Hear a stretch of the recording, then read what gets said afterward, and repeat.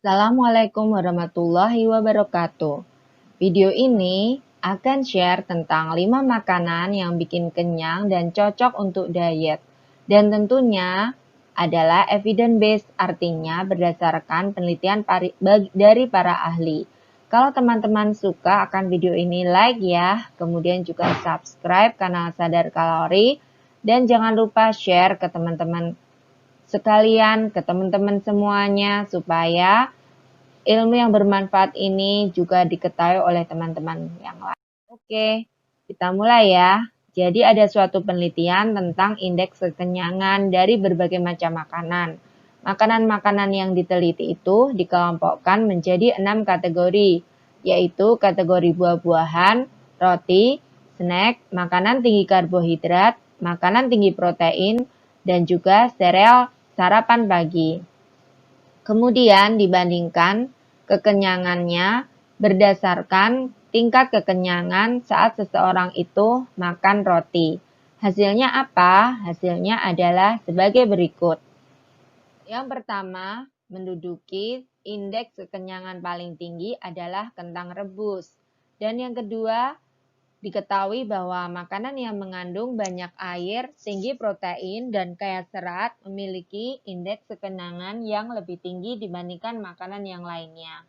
Kentang rebus menduduki peringkat pertama, kemungkinan adalah karena kentang rebus adalah salah satu sumber karbohidrat, dan dia juga mengandung serat, sehingga ketika seseorang itu makan kentang rebus, tentunya dia akan merasa kenyang.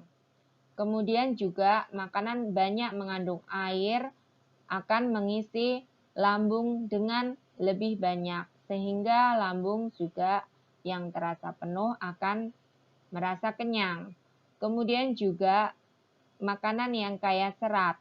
Makanan yang kaya serat akan memperlambat pengosongan lambung, sehingga seseorang itu akan merasa kenyang lebih lama.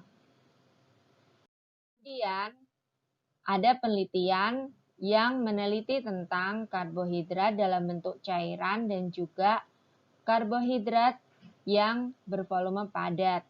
Dan ternyata hasilnya adalah bahwa sumber karbohidrat yang padat lebih mengenyangkan dibandingkan dengan yang cair. Hal ini dilihat misalnya ya, dalam kehidupan sehari-hari itu adalah karbohidrat dalam bentuk jus. Nah, jus itu adalah cairan ya, ekstrak dari buah. Ia memang betul sehat, mengandung vitamin, tetapi karena seratnya itu dibuang, sungguh sayang. Akibatnya adalah gampang sekali untuk lapar kembali. Oleh karena itu, lebih baik teman-teman itu mengkonsumsi buah dalam bentuk buah potong atau buah blender. Jadi jangan hanya ekstrak jusnya aja ya. Kemudian 5 makanan yang mengenyangkan berdasarkan penelitian tadi dapat disimpulkan, yaitu yang pertama kentang rebus. Untuk teman-teman yang ingin diet tanpa nasi bisa mengkonsumsi kentang rebus. Ternyata dia lebih mengenyangkan ya. Tapi tentu saja jumlahnya harus sesuai dengan perencanaan. Kenapa? Karena kentang ini juga sumber karbohidrat. Kalau berlebihan dari rencana akan diubah menjadi lemak. Kemudian yang kedua adalah makanan yang tinggi protein. Contohnya adalah ikan, daging, dan telur ayam. Dengan mengkonsumsi protein yang cukup, tentu saja akan cepat merasa kenyang. Dan yang kedua adalah mencegah kehilangan massa otot pada saat teman-teman berusaha menurunkan berat badan. Prinsip dari menurunkan berat badan yang benar adalah menghilangkan lemak, bukan menghilangkan otot. Karena itu otot tetap harus kita jaga. Karena kalau saat penurunan berat badan, otot juga hilang, akan merugikan individu itu sendiri, menurunkan kekebalan tubuh, dan juga akan mengganggu kesehatan saat jangka panjangnya. Kemudian yang ketiga adalah sumber karbohidrat yang berserat dan padat. Contohnya adalah quinoa dan beras merah.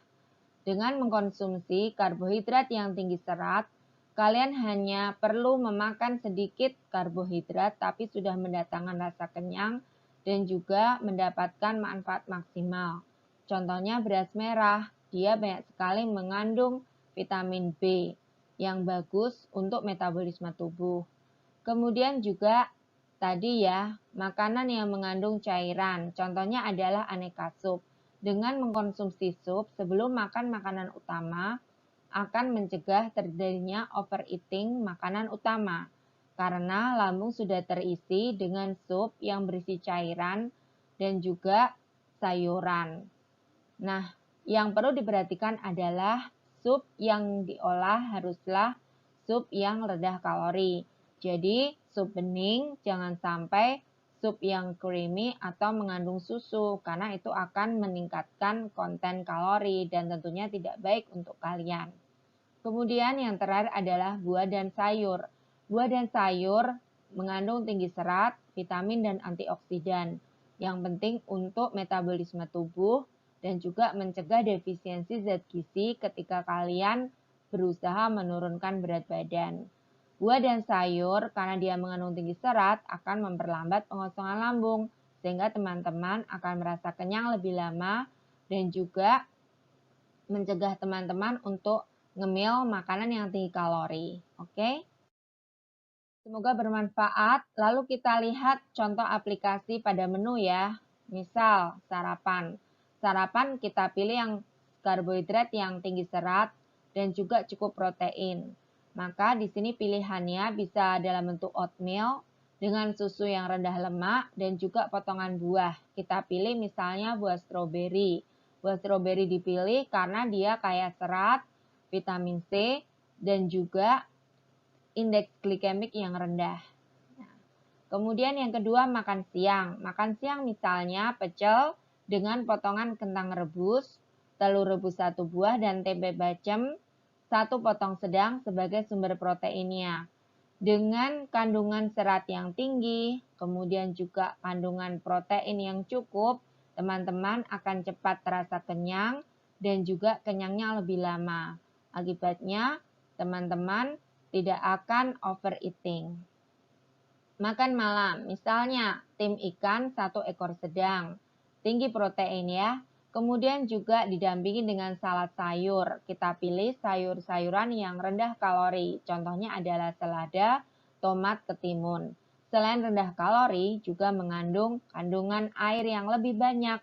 Nah, dengan kandungan air yang banyak, tinggi serat, dan juga tinggi protein, teman-teman akan merasa lebih cepat kenyang dan kenyang lebih lama. Kemudian untuk selingannya, untuk mencegah ngemil makanan yang tinggi kalori, tinggi lemak, tinggi karbo, teman-teman bisa memilih buah potong, setup buah, dan sup sayur. Ini adalah referensi dari video yang kita share hari ini. Semoga bermanfaat. Wassalamualaikum warahmatullahi wabarakatuh.